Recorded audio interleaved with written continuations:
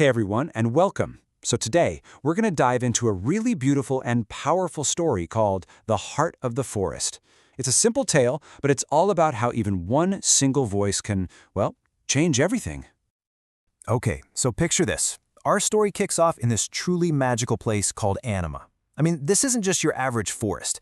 It was a world that was totally alive. A place where all the animals, they didn't even use words. They spoke straight from the heart. All right, so first up, we're going to meet the heart and soul of this story. And we're also going to find out about this quiet threat that's creeping in, trying to silence Anima for good. So this is Nina. She's a young girl who has this absolutely incredible, super rare connection to the world around her.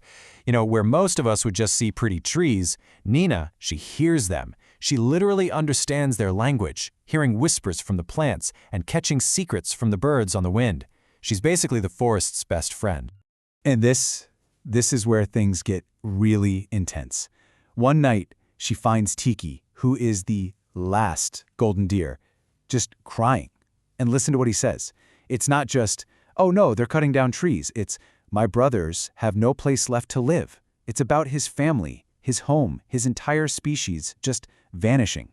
Right away, you know the stakes are incredibly high. So, of course, the very next day, Nina has to go and see for herself if what Tiki said is true. And what she finds? It's just a world being completely torn apart.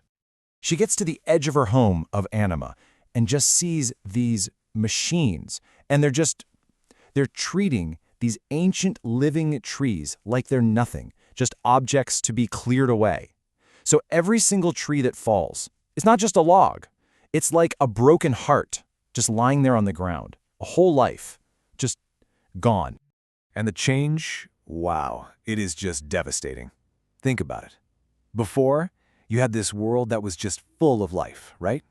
Dancing trees, birds singing secrets. The wind itself felt alive.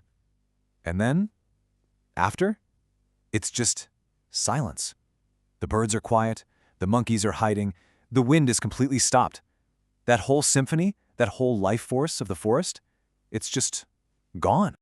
And Tiki, he just hits the nail on the head here. He's saying this isn't just something happening out there. The forest is a part of who they are. So if it dies, a piece of them dies right along with it.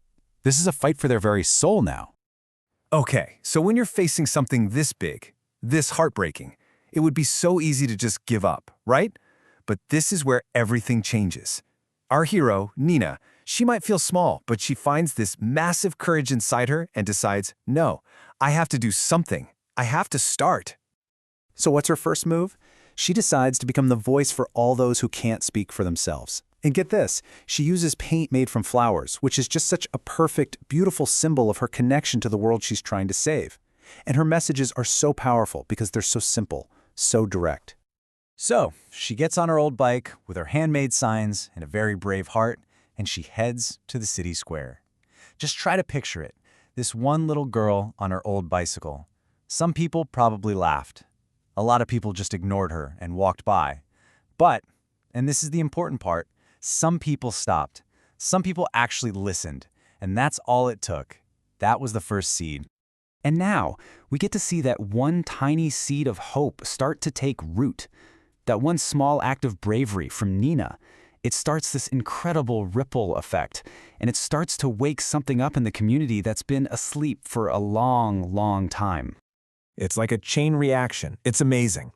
First, an old man sees her signs, and it triggers these memories of his own childhood playing in that same forest. So he brings seeds. Then, seeing him inspires a young woman, and she brings seedlings. And before you know it, more kids show up to help. See what happened? Her one voice didn't just shout into the void. It reminded people of something they'd lost, and it gave them a way to get it back.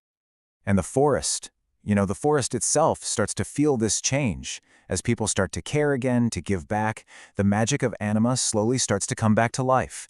The trees start whispering again, the animals start coming back out of hiding. It's not just about planting trees, it's about healing that broken heart with love. Hope is literally blossoming right there with the flowers. So, what does this all mean? What's the big lesson here? Well, the story wraps up with this really deep message that honestly goes way beyond the forest of Anima. It's a message for every single one of us. This is the wisdom Nina shares now that she's a guardian of this reborn forest. She says you don't actually have to live in the forest to protect it. You just need to have one inside your chest. It's not about your zip code. It's about what you carry inside you. It's about nurturing that wild, living place in your own heart.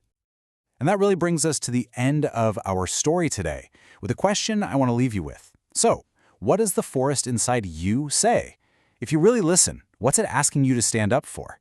Thanks so much for joining me.